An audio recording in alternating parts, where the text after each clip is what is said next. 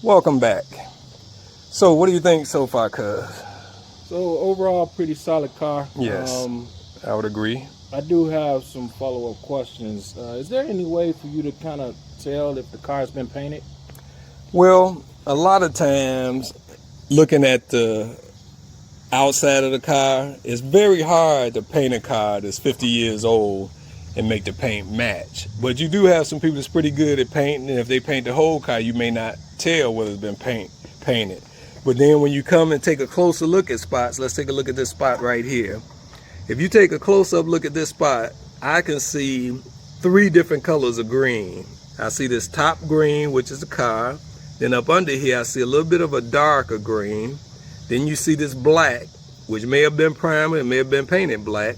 Then up under that, I see another color of green, which is probably the original green. So generally speaking, when you're looking at a car, if you look close enough, you can tell what's going on with the car. Okay. Now, you did mention something about cleaning up the wires. With a car that's 50 years old, I would consider replacing all the wires in the car, because every wire in the car going to the fuse box is a potential for a fire hazard. I was actually driving down the expressway in my 57 Chevy before I changed the wires, and it started smelling like a burnt wire smell, which if you ever smelled wires burning, you know what it smelled like. And my car was getting ready to catch a fire. I had to pull over on Highway 57 and make sure it was out before I could continue. So that was the first thing I replaced, was the wiring. And they have different systems. We ain't gonna say any names just yet because we're not being sponsored, but they got different wiring systems that come with everything you need to wire your car. It even has the plugs that go on the end, like for the light, so you don't have to be trying to splice wires together. You just have to route them throughout your car. Okay. Now, as I was doing my inspection, doing the brake, I noticed this little lever here going to the gas pedal and going to the carburetor. When you fully accelerate, it's hitting right here where my other finger is. It's hitting the manifold. If you look close, you can see that. Now, what could be a problem there? Well, you could hit that too hard and it could stick there. Now you're doing 100 miles an hour down the street and no way to stop it. Okay. So, and it also is keeping you from doing 100 miles an hour on the expressway if you want, because it's not allowing the carburetor to open fully. So that's one of the things we're going to have to address when we start working on the car. You don't want your linkage to bind on anything. It should always be moving freely. Okay. Now, back to the interior. We talking about how much is it going to cost? Well, we talked about the engine, the transmission, the drive shaft. A drive shaft by itself could cost you $600. Let's talk about the rear end. Okay, so you got drum brakes all the way around. You have, I think you said you have a 12-bolt rear end under here, which is good, but it's also a 50-year-old 12-bolt rear end. So whatever's in there needs to be replaced. Look like the gas tank either has been replaced or painted silver. Okay, so on the rear end, why is the rear end important? Well, remember, if you change the engine and the trans, now that's tight. You change the drive shaft, now that's tight. Now all that 500 to 600 horsepower that's tight is going to be pushed all the way to the rear tires, which is going to propel the car, or it's going to break, because that'll be your weakest link at that point. So you want to change all of that, preferably at the same time. Okay, rear ends can run probably about $2,500 or up, depending. That would be the rear end with the disc brakes and all that on it. So not a bad investment for what you're getting. Now the interior, what you gonna do about sound? You gonna keep that factory radio, or you gonna add something with a little more oomph to it? I'm not keeping the factory. Okay, so let's talk about sound for a second. You have 500 plus horsepower, new exhaust system. It's gonna be rumbling, and you're gonna want to hear your music. So you're gonna have to add some sound that's gonna be kicking. And then that's just like tires. Sound system, a good one, $2,500 on up to however much you want to spend. That would be custom speakers and all that in the trunk thumping. Now, what I don't like personally is when I pull up to a classic car and the sound system's kicking so much that the trunk lid is rattling. they don't realize it sound raggedy out to us. You just hear the music, but outside we hear a raggedy ass car with a loud sound system. Oh, we gotta retake that. We hear a raggedy car with a loud sound system. Okay. Now, what other questions do you make? Let's talk about the body paint for a second. Like I say, we did say you can get a friend to paint your car. That's pretty good. Or you can go all the way and strip this car down to bare metal. Then the reason I suggest that, then you can see any rust or Bondo that's on the car, because sometimes people just put Bondo over rust. And you do a nice paint job, and then a year later, rust pops up and you pissed. But the best way to do is strip the car down to bare metal, take all the rubber off the car.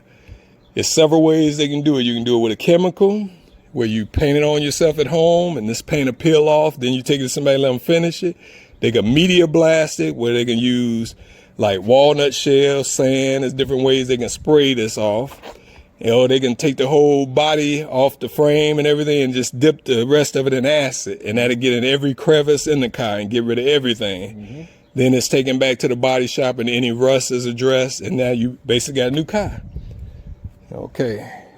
Any other questions you can think of offhand? What about, where's the fuse box located in this car? Usually on most cars, the fuse box is right up under the dash on the left side, right up under this little button, which I'm gonna explain to people that have no clue what this button is right here. Okay, under here now we have the little glass fuses, okay? Once you put the new system in, it had a plug-in type, the newer type. This little button I was talking about here is your high-low beam for your lights. I know a lot of people who wasn't born back when they had that, they used to doing it on the column, but we had a little button on the left we could hit with our foot and go from high to low beam. Okay. All right. Oh yeah, car like this, you can actually put power windows in it even. You can even have it to where you leave this on here and this would activate the power window. You just raise up on it and the window go up, push down on it, it'll go down. Or you can do the button. So it's a lot of stuff as far as parts go. One thing about Chevys, Dodges, Mustangs, certain cars, you have manufacturers out here that's constantly reproducing the parts. Some parts you can get which are factory original, and some are remakes, but they look just as good as factory original. So just about every piece of chrome on this car, you can do new seat covers, you can do new seat pads and make it back to factory, or you can take it to somebody that does custom stuff and have custom stitching and all that done to your seats. So it's a lot of parts available for these cars. What I recommend when you're doing a restoration, figure out what your budget is. I would say buy all your parts first, put them in your basement or wherever you have room for it. Then when it's time to buy your engine and trans, make sure you contact whoever's going to install your engine and trans. That way they can drop ship your engine and trans to that body shop or wherever. Okay, so now we're going to start the car up.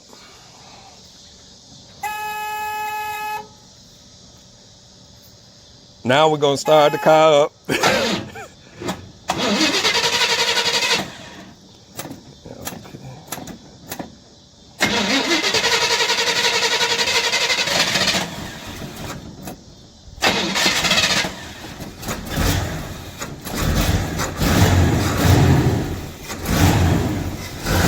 See, that's an old school car with a carburetor on it. When you first go to start it up, you usually pump the gas 2 to 3 times and then turn the key, and that's so that it'll get some fuel into the intake, because a lot of times the bowl will drain when you turn the car off for whatever reason.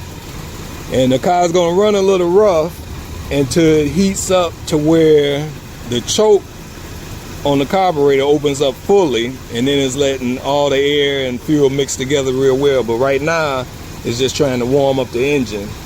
So we're gonna let it warm up, and I'm gonna go around to the back of the car and show you guys a little trick I used to use when I was looking to buy cars. Okay, we're at the back of the car now, and you can hear the exhaust. You want to look to see if you see any type of fumes or smoke coming out of the exhaust. Right now I'm back here getting high because I'm smelling the fumes from the unburnt gas because the carburetor hasn't kicked over fully. But what I want to show you is I'm putting my hand by the exhaust, and when you do that, you're going to feel a certain amount of pressure as each cylinder pushes out through the exhaust system. So I'm going to feel this side, I'm going to come over and feel this side. Now, when I feel this side, I feel a lot more pressure than when I'm over here on this side. Let me see if I have a piece of paper or something. Let's see. Maybe this towel will show you. Okay, see, I got the towel in front of the exhaust there. Let's come over here. See the difference in the towel moving? Okay, so what does that tell me? That tells me that this side over here, which is the passenger side, is a little bit weaker than the driver's side. Now, why is that? It could be several reasons. The best way to figure out why would be to do a compression test on the engine. And the way they do a compression test on the engine is, with the car off, they'll take a spark plug out, then they will screw in a compression gauge, which will read how much pressure is in that cylinder when you turn the engine over. You would turn it over by disconnecting the distributor so the car won't start. You turn it over, and let's say that cylinder 1 puts out 90 pounds of pressure. Go to cylinder 3, which is the next one on the same side. It's putting out 90. Go to the next one. It could be 87. Go to the last one. It might be 91, 92. Then you go over to the other side, the other bank. You pull one out. Might be 90. The next one out might be 65. So if it's that big of a drop, there's something wrong with that cylinder. So that's a way to diagnose an engine before you purchase it or before you go to work on it. Now, why might the cylinder be that big of a difference? Well, the rings may have shifted. The valves may be bad in that particular engine or in that particular cylinder, and it's not letting it build up the pressure as the rest. And then this is the result in the back. Okay, look at the towel. It's being pushed out a little bit. This is the passenger side where we got a weak something going on over there. This is the driver's side. Look at the towel being pushed away. This side is a lot stronger than the other side. But because we're gonna take the engine out anyway, we really don't care. Go ahead, what was your question? Should I be concerned if there's any moisture coming out of the tailpipes? Moisture coming out of tailpipes would be a concern if you wasn't changing everything. That could be a sign that your gaskets, your head gaskets are leaking antifreeze into that cylinder and it's being pushed out. It could just be the car been sitting up for a long time and moisture's in the exhaust system being pushed out. So the best way to do is let it run a while. Like now, we see on the driver's side, we starting to get a white smoke that's coming out. Not on the passenger side yet anyway. A lot of times too, the color of the smoke can let you know what's going on with the engine. If it's black smoke, that's usually oil burning.